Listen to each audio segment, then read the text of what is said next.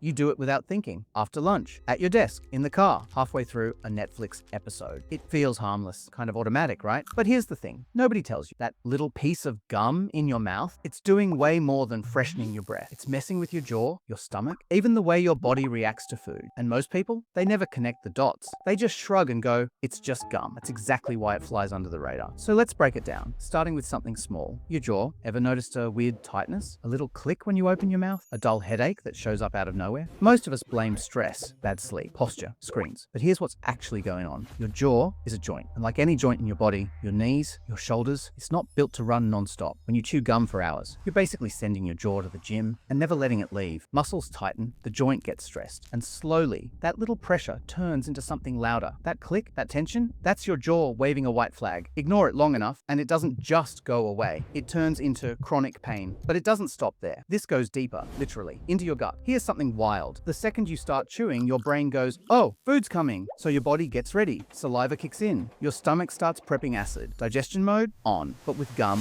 nothing actually shows up. You keep chewing. Your body keeps prepping. Your stomach's sitting there like, where's the food? And that mismatch, that's where the trouble starts. Bloating, gas, cramps, random stomach discomfort you can't explain. And if you're chewing sugar-free gum, there's a whole other layer. Most sugar-free gums use sweeteners like sorbitol or xylitol. Your body doesn't fully absorb them, so they travel down into your gut, pull in water, and get fermented by bacteria. Translation? More bloating, more discomfort, more, what did I eat? Except you didn't eat anything. It was the gum. And here's where it gets even sneakier. Your hunger signals start glitching. Every time you chew, your brain expects calories, energy, fuel, but the fuel never comes. Do that enough times, and your body starts getting confused. Some people end up craving more food. Others feel hungry way more often. Not because they actually need food, but because their system keeps getting false alarms. Think of it like a doorbell ringing all day long, and nobody's ever at the door. Eventually, something's got to give. Now, let's talk about the thing people swear gum is good for, your teeth. And look, this one's partly true. Sugar-free gum does boost saliva, and saliva helps neutralize acid in your mouth. Fair point. But here's what nobody puts on the commercial. If your gum has sugar, you're literally feeding the bacteria you're trying to fight. More sugar leads to more acid, leads to more damage to your enamel. And even with sugar-free, constant chewing puts steady pressure on your teeth, your fillings, any dental work you've had done. That pressure adds up. The thing you thought was protecting your teeth, slowly doing the opposite. Then there's one more thing almost nobody connects. Headaches, that heavy feeling around your temple, that dull pressure by the end of the day. You blame your laptop, your phone, stress, but your jaw muscles, they're directly wired to the exact areas that trigger tension headache. Chew all day, and those muscles never get to switch off. So the pain you're feeling in your head actually started in your mouth. And here's the pattern most people completely miss. Jaw tension, bloating, cravings, headaches. On their own, they seem random, unrelated. They show up at different times, in different ways. But sometimes, they all trace back to one tiny habit you do without even thinking. Chewing gum. Now, to be fair, gum itself isn't the villain here. Chewing once in a while, totally fine. A piece after lunch, no big deal. The problem is constant chewing, all day, every day. That's where things quietly start going sideways. And the sneaky part? Nothing feels serious at first. No alarm bells, no dramatic reaction, just small signals scattered across your body, easy to ignore, easy to explain away, until one day, they all stack up. And by then, the habit feels too normal to even question. So what should you actually do? You don't have to quit. Just be smarter about it. Keep it short, a few minutes, not a few hours. Don't let it sit in your mouth all day. And start paying attention to how your body feels after you chew. Because your body is talking to you all the time. You just have to listen. And remember this, the biggest health issues usually don't come from one big mistake. They come from tiny habits, repeated every single day, until they're not so tiny anymore. So if you chew gum regularly, drop a gum in the comments. And before you scroll away, ask yourself this, how many times did you chew today without even noticing?